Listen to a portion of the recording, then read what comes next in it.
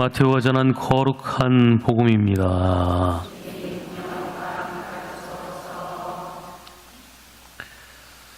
그때 예수님께서 제자들에게 말씀하셨다. 네 이웃을 사랑해야 한다. 그리고 네 원수는 미워해야 한다고 이르신 말씀을 너희는 들었다. 그러나 나는 너희에게 말한다. 너희는 원수를 사랑하여라. 그리고 너희를 박해하는 자들을 위하여 기도하여라.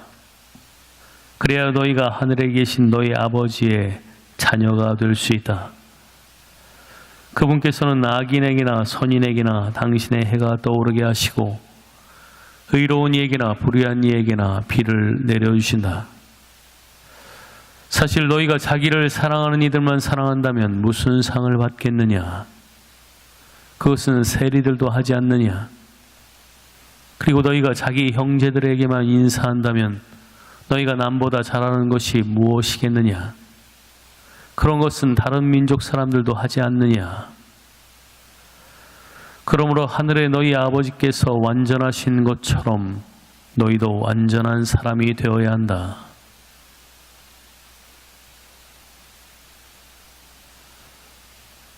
주님의 말씀입니다. 자리에 앉으십시오. 참 예수님,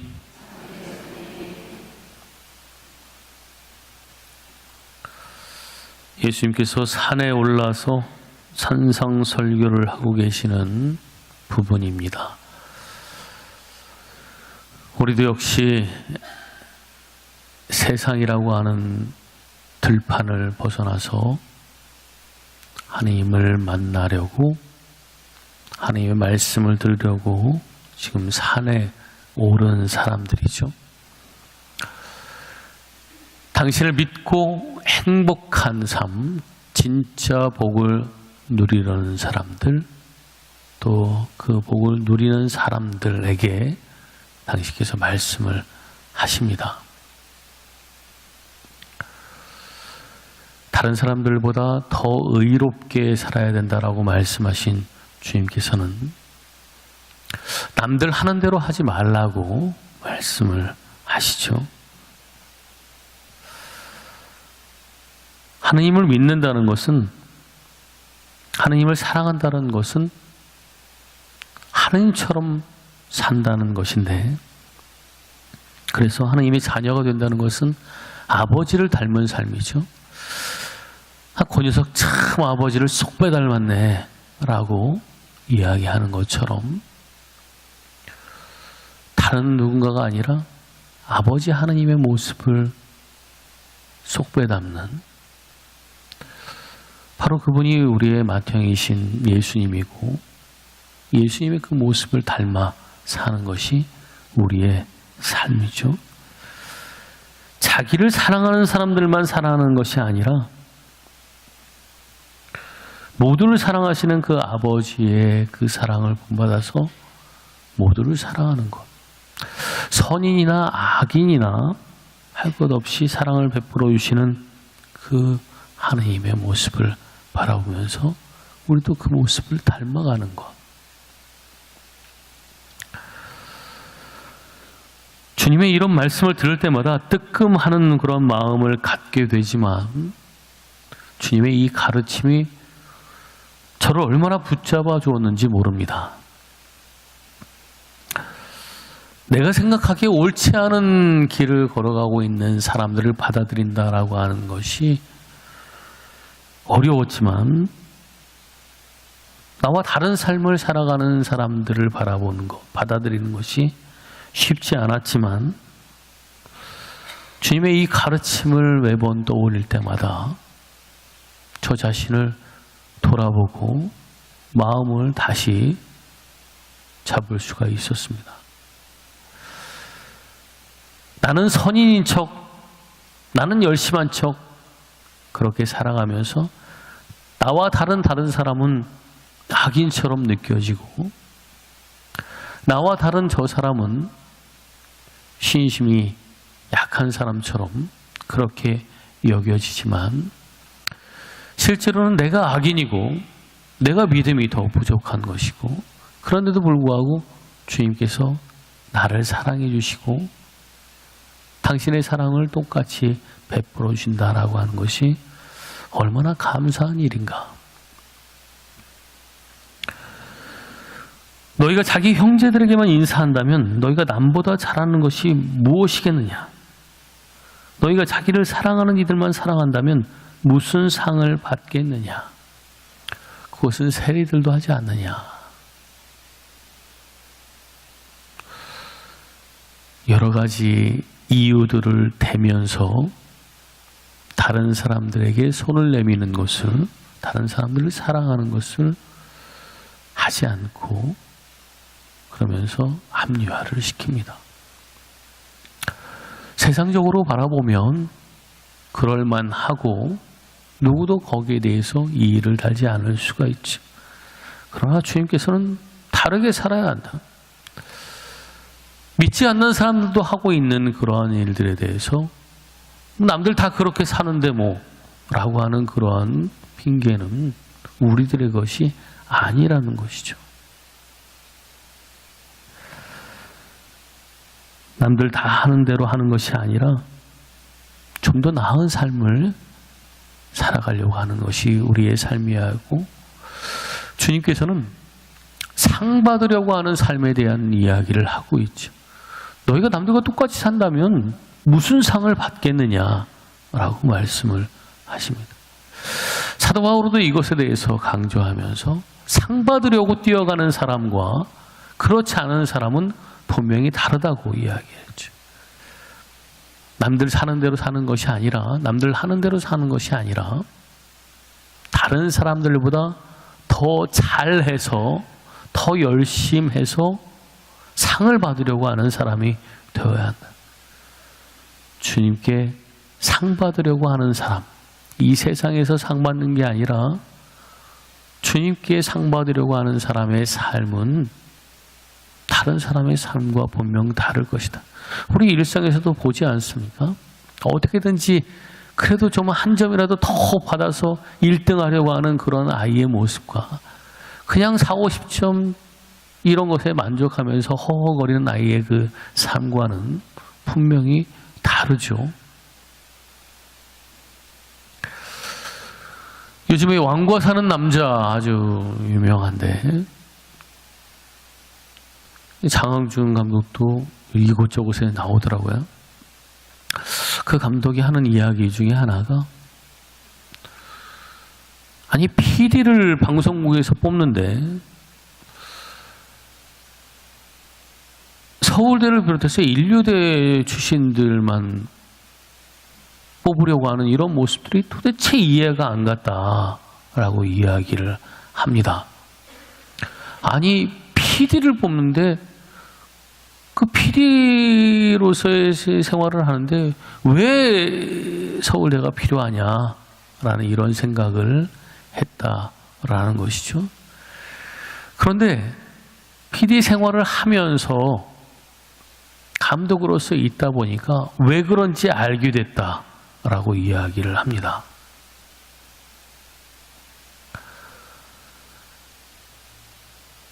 그렇게 잘하는 아이들은 뭘 해도 성실하더라는 거야.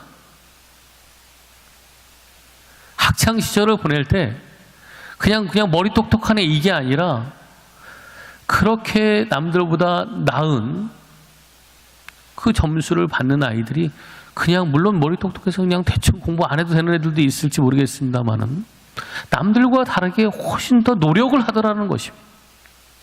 그 노력한 모습들이 학창 시절만이 아니라 사회생활에도 이어지더라는 것이죠. 늘 열심히 하더라.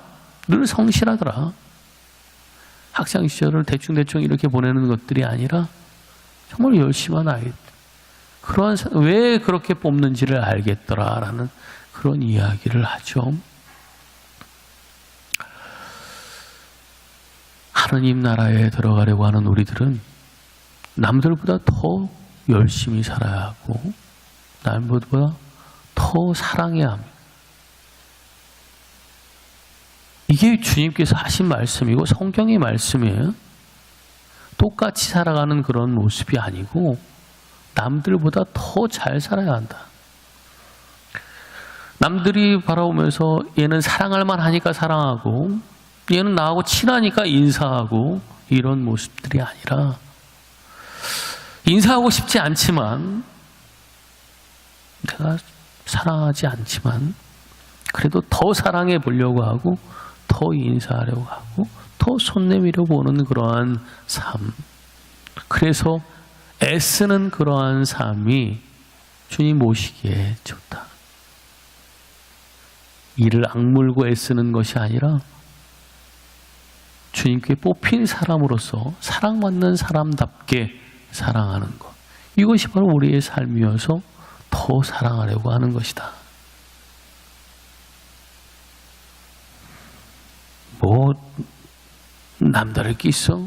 이런 게 아니라 주님을 믿으니까 라고 하는 그런 말로 더 사랑하고 더 남들을 도와주는 것. 이것이 우리의 삶이어야 되죠.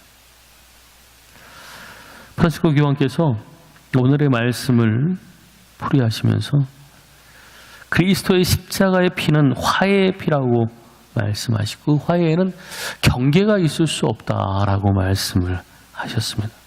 그러면서 다른 믿음을 가진 이와 다리를 건설하고 절대 공격하지 말라고 말씀을 하십니다. 사랑에 누구도 예외가 없다면 다른 믿음을 가지고 있는 사람들도 예외가 될 수 없다. 많은 이들이 신을 믿는다는 이유로 서로를 공격해야 됩니다. 그러나 우리는 우리가 믿는 주님이 우리만의 주님이 아니기에 모두를 사랑하고 포용해야 합니다. 당신을 믿지 않을 뿐만 아니라 당신을 죽음으로 몰고 가는 이교인들인 로마 병사를 위해서도 용서해 달라고 청하셨던 분이 바로 우리의 임금이신 주님이시라는 것을 기억해야 할 것입니다. 세상에 놓여 있어야 하는 다리가 너무도 많이 부서져 있습니다. 우리의 부서진 세상은 다리가 필요합니다. 우리의 부서지고 분열된 세상에서 다리를 세울 필요가 있습니다.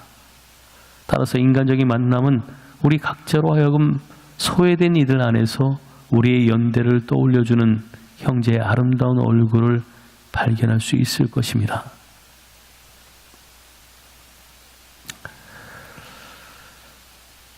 프란시스코 교황께서는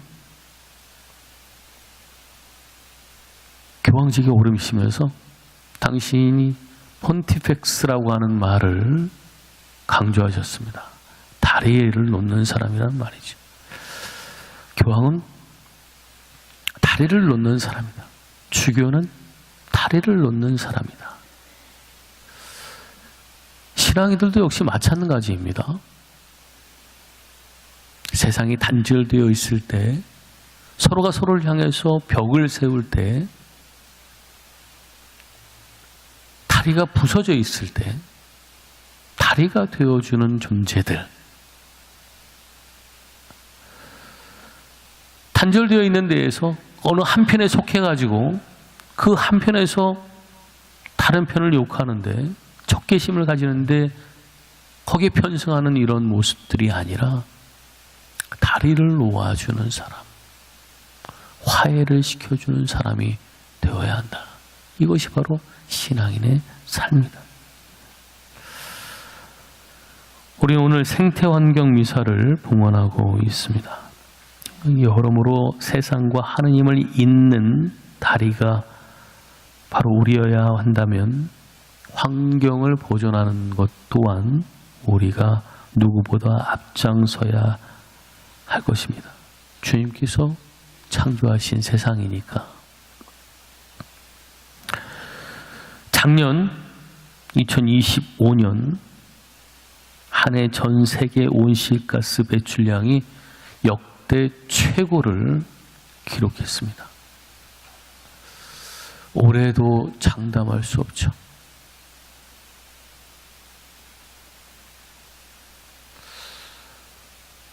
이미 2015년 그것을 내다보고 파리 기유 협약을 맺으면서 전 세계가 함께 노력해보자 라고 그렇게 마음을 모았는데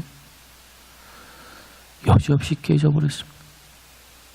더더군다나 전 세계 경찰관이라고 하는 이 미국이 아주 우매한 대통령을 뽑으면서 이런 협약에서도 탈퇴하고 기후에 대해서 이야기하는 것은 사기라고 이야기하면서 지구를 망치는 일에 앞장서고 있어요. 방조가 아니라 앞장서고 있습니다.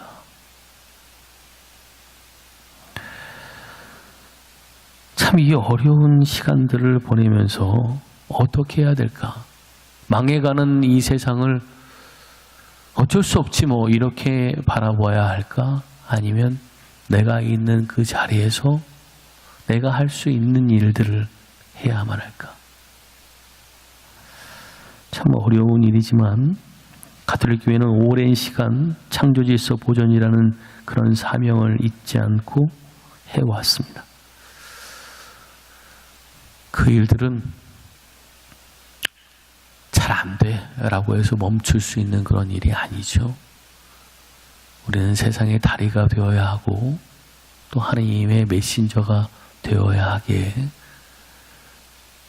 더 열심히 남들보다 조금 더 잘 할 수 있는 그러한 삶을 살아야 하겠습니다. 교회는 아시시의 성 프란시스코 선종 800주년을 맞아서 희년을 선포했습니다. 또 전대사 교령도 반포하면서 그 희년을 잘 살도록 독려하고 있죠. 우리는 이 희년을 잘 살기 위해서 나름대로 또 삶을 살고 있지만 특히 이 성 프란시스코는 생태 영성의 선구자였죠. 자연과 대화하고 있던 하나님을 닮은 예수 그리스도를 닮은 위대한 성인이었습니다. 이분의 선종 800주년 또 희년을 맞아서 그분의 그 삶을 본받아 살려고 하는 마음들을 가져야 하겠습니다. 남들 하는 대로 다 하련다면, 남들처럼 산다면 너희가 받을 상이 무엇이냐? 주님께서 약속하신 그 상을 받기 위해서 오늘도 남들보다 더 잘 살아가야 하겠습니다. 아멘.